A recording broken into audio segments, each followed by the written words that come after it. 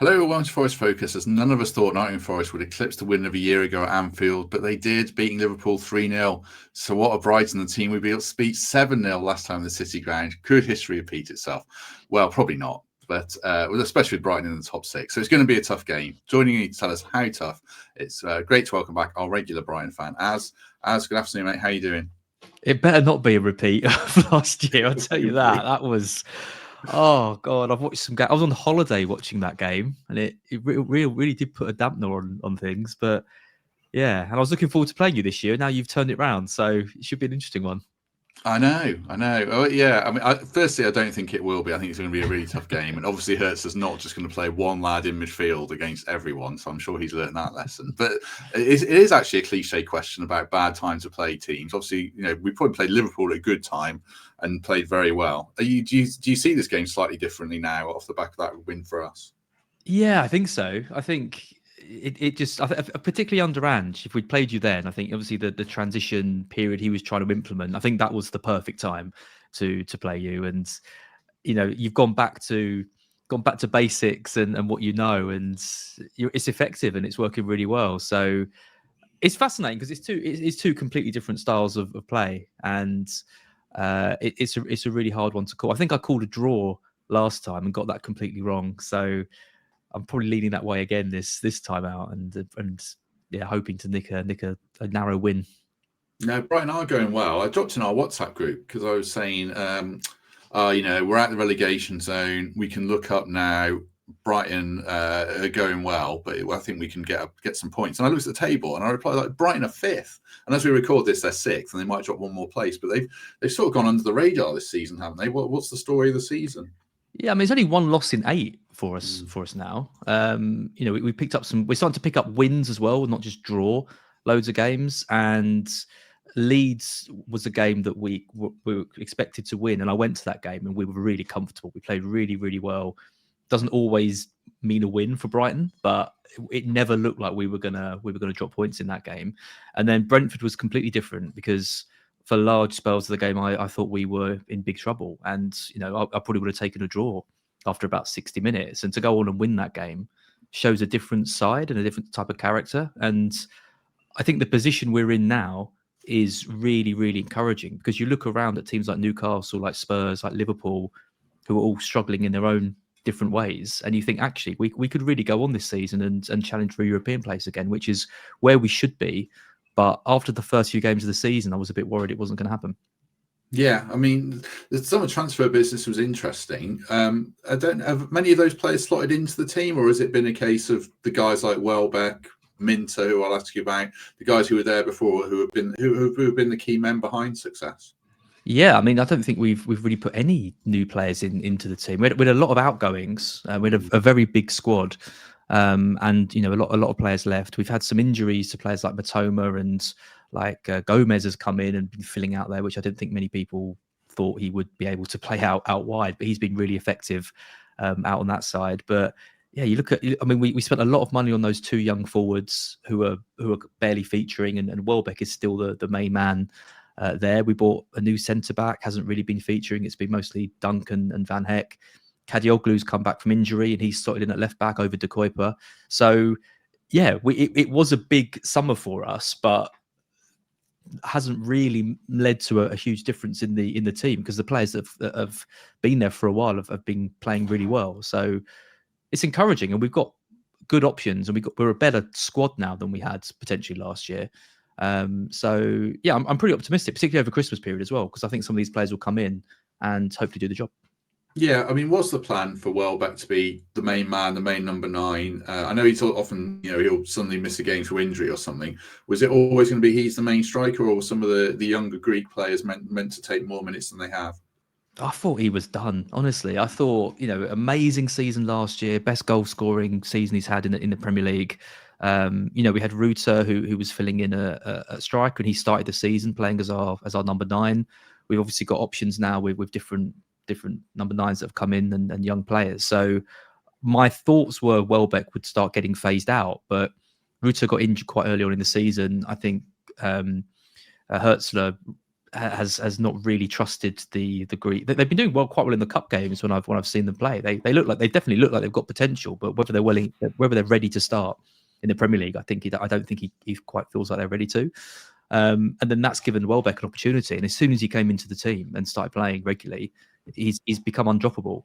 So he's going to have another season, I think, like last year, where we all write him off and he just goes on and on and on. But I think that goes well, because then I think next year, some of these players will have a bit more time of being embedded in the squad and things like that. And hopefully next year we'll see them, playing more regularly. But can't even write Welbeck off next year. You never know. Might have another another great season. No, I was just looking. 7 goals in 12. 12 games for a 34-year-old. So yeah, fantastic season for him. When it comes to style of play, I know I like Hurtzler. When I've seen them, he maybe last season he was a bit naive at times. I don't know. Maybe I'm pinning too much of that on the game against us. But has he changed anything this season, or has he learned lessons, or is he still doing the same sort of exactly the same style of play as a year ago? Yeah, I mean, we look more solid. I can't remember too many times this season where we've been really caught out, pressing high and long balls over the top. So it's been our weakness for years and years and years. I think the one game where we saw that was probably against Manchester United, where we lost, where, to be honest, Mbumo and Fernandes just terrorised us, because we were playing quite high in that game and Fernandes was picking passes to Mbumo. And I went into that game worried that would happen, and there just didn't seem to be any solution for it, and then it just happened and we lost. And actually we started to come back towards the end, and maybe with a bit more time we might have come back into it, but that was the only game really where I've been a bit frustrated with what I've watched, because we've only had 3 losses this season. Against Everton, first game, which I think you can give a bit of a special circumstance of the first time in their new stadium, and as about the worst away game I think you could start the season with. We lost to Bournemouth when they were absolutely flying, and then we lost that game to Manchester United. But other than that, it's been good. It's good performances. We've beaten Chelsea away, we've beaten Man City, we've beaten Newcastle. These are the teams that you would probably think we would struggle against, and we've done really well. So yeah, it's been a really, really nice start to the season, and I do think Hurtzler has learned some lessons. I think he's moulded the squad now into the image he wants, and it's paying off. Yeah, am I right in saying last season, if you played a good team, you beat them. If you played a bad team, you drew or you lost to them? I don't know if that's have you played any struggling teams yet? We drew to Wolves. Wolves, yeah. which was typical. And when that happened, it was like, oh yeah, here we go again. And I went into that Leeds game. We'd beaten Newcastle and lost to Manchester United. Then we played Leeds. And it was like, Leeds away from home have been absolutely appalling this season. Surely this is just going to be a comfortable win, and it was. And that is genuinely something I can't remember too many times in which I've seen that.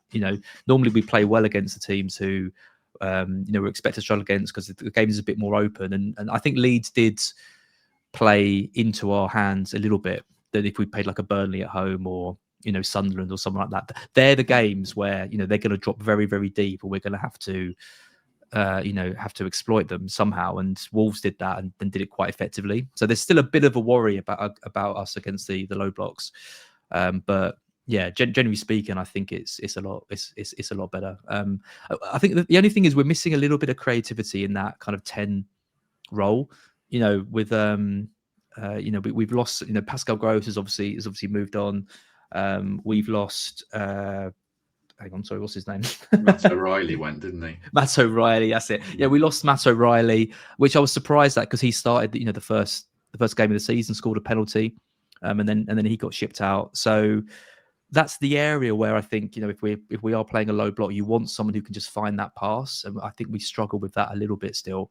And we haven't had too many games where we've had to do that, because we haven't really played too many low block teams already this season. You could argue Everton and Wolves were the two main ones, and we've only picked up 1 point across those. So still some concerns with that, but I'm hopeful and optimistic that we can find a way now. Yeah, Mark Sutherland's. I'm sure Mark wanted us to sign O'Reilly if Gibbs White went to Spurs or something like that. Yeah. He loved O'Reilly. I remember when we signed him, Mark was saying it was going to be like signing of the season, and I think he got injured about 15 minutes into his debut, and just never really featured over that season. And I was quite excited to see him this year. I was actually very surprised when we farmed him off. I thought he would, given that he had the impact in the first game, I thought he'd be given the chance. And he came out in a press conference and said, I want to stay and fight for my place. It's like the Barco thing all over again. You think your player's gonna go on and have a great season, they end up going out on loan. So clearly, I can't call what Hertzler's going to do with players like that, and I should probably stop trying. I'm going to ask you for predicted 11 in a minute. Did you just take a tortoise out of your... I did. I don't know if you could hear it making a real rustling behind me. So, yeah, Bruce is here. Hello, Bruce. This is Bruce, yeah. Well, there you go. For audio listeners, that was a pointless transition. But I thought you can't really let that go on YouTube. People are watching and thinking, is that a tortoise? But it was. Right. We'll talk. Well, I'll ask us to predict what Hertzler's going to do pointlessly in a minute if he's going to tell me he's going to get it wrong with a predicted 11. But just before that, a word for the Trent Navigation. Coming up Friday the 12th of December, Christmas party with the Take That tribute band. The Brighton game as well. There is a Fun Boy 2 post-match show. Free entry, first come, first served.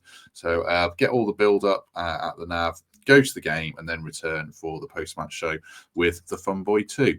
Right, can you take a punt to predicted 11? Because Brighton are notoriously hard to predict, so I don't know if you're going to how well you'll manage. But what do you think it'll be? Well, we're actually fairly settled at the moment. I think there's a question mark around midfield and what happens there. I'll talk about that in a second, and probably at right back. But other than that, I think we're pretty settled. It's for Bruggen in goal. He's done all right. I was a bit disappointed with him at the start of the season and after last year, but a couple of clean sheets, penalty save. Wasn't a great penalty from Thiago, but still a bit of a confidence booster. Back four will be Weaver, Van Heck, Duncan, Kadioglu. I can't see it changing from that. That is the main back four. Kadioglu, I had some reservations about as a defender, but I think when I've seen him play, he's actually been pretty good. It's midfield. I mean, Ayari will play. Baleba, who I think, looking back now, it's like we should have taken that 115 million from Manchester United and run with it, because he's had a really, really poor season. He looks a shell of the player that he was last year. Been taken off early, not having the impact he's had, defensively or attacking wise. And I wonder if we might see Hinchelwood come in. He got the goal against Brentford. He's one of my favourite players in the team, and I wonder if this is now an opportunity for him to maybe come in and start. So I think it's 50-50 between those two. And then the front four just picks itself, really. It's Minteh, Ruta, Gomez, and Welbeck, who have all been absolutely superb over the last few weeks. So I don't think it's that difficult to predict us at the moment. I think it will be when Mitoma's back and the schedule hits. I think he will use the squad a lot more. But I think 9 out of 11 of those positions are pretty locked. Yeah, let me ask you about Minteh, sorry. I often chat FPL with another good lad on this podcast, and he was doing his wild card. And I said, you need to get Minteh. He's going to do really well. And he's not in my team, he's in Chris's. But so I always notice Minteh's name flash up. Is he just like a guy who's getting lucky FPL assists, or is he absolutely on fire when it comes to the eye test? Oh, eye test. I mean, he's always been the player who on the eye test looks absolutely unbelievable. Like, he's so fast, he's so direct. You watch him. He's a bit like Ismail Assar. Like, he just gets the ball and just drives, and he's a very intelligent player. In that, I can't believe I'm complimenting a Palace player on it, but that's the kind of comparison that I'd make it with. He's very, very good. I think the problem with him FPL wise, he hasn't got set pieces, he hasn't got penalties, so you're always wondering, has he got enough route to points? But when you watch us play, he is by far the most dangerous player. Welbeck is very intelligent, makes good runs, gets on the end of things. Ruta's very busy, but not really getting the goals and assists. There's not really anyone else that you'd pick. But yeah, Minteh is unbelievable, and I don't think the assists are lucky, because he's so good at when we counter. He's so quick that he runs and then just puts it into the box, and someone often finishes it. Great player. Any other players that you would pick out? Gomez, I don't know so much about, but any other players that you think we should be wary of? Yeah, I mean, Ruta and Welbeck obviously are kind of the key danger men. They're both very, very good on the press and put a lot of work in, so their work rate is absolutely super. I mean, Ruta is an absolute machine. Like, he just goes and goes and goes. But I think Minteh is our main goal for it. I mean, but honestly, if Hinchelwood comes into the team and plays in midfield, he's that box to box type play. The Aaron Ramsey of old. He the runs he makes, and his footballing brain for such a young age is like one of the best I've ever seen. So I wouldn't be too surprised if he scored the weekend. I think he's come back from injury. He wants to stake his place in the team. And yeah, he's got a good goal scoring record. Actually, he gets more goals than maybe you think he should do. So yeah, looking forward to seeing him if he starts. So when it comes to the matchup, then it's interesting hearing you earlier say about teams that sit in low block teams are the ones you struggle against. Yeah. I don't think we're completely like that. Dyche has been much more attacking than I thought, but realistically, we're not going to be a high press team or anything like that. So is this not the best matchup for Brighton, do you think, or does it still suit you? Yeah, it's interesting to see what Dyche is doing with you. It's hard to call. When I've watched you play, I think you're getting the best out of Gibbs White again. Seeing him playing really well is nice. Elliot Anderson is an absolute machine. So that midfield battle is going to be really interesting between whoever we put out and them. I think you've obviously lost a bit of the pace with like Elanga leaving, and Chris Wood can't ruin us and score a hat trick, which is nice if he's still injured. So yeah, it's a really tough one to call. I don't look at you and think this is the same type of game as a Wolves or an Everton. I think it's going to be more open than that, which I think suits us a bit more than maybe it did last year. But I would be very, very happy if we managed to get a win against you. I think a draw is exactly the same as what I said last year. I think a draw is most likely, and I would take it. Yeah, I wouldn't take a draw, but I do think a draw is a good result in a sense, because Brighton are a good team, especially after we beat Liverpool. If you get a point and try and keep it rolling, I do think that's a good thing for us. Any other players of ours that you would be worried about? I mean, we're a bit unpredictable with the wingers, I suppose, who's going to actually play. But aside from Gibbs White and Anderson, are they the main threats for us, or do you look at anyone else? Yeah, I think so, and set pieces as well. I mean, I don't think Milenkovic has got a goal yet, has he? But no, I mean, when I watched him, I think. Yeah, when I watched him last year, he's an absolute monster in the air. I watched.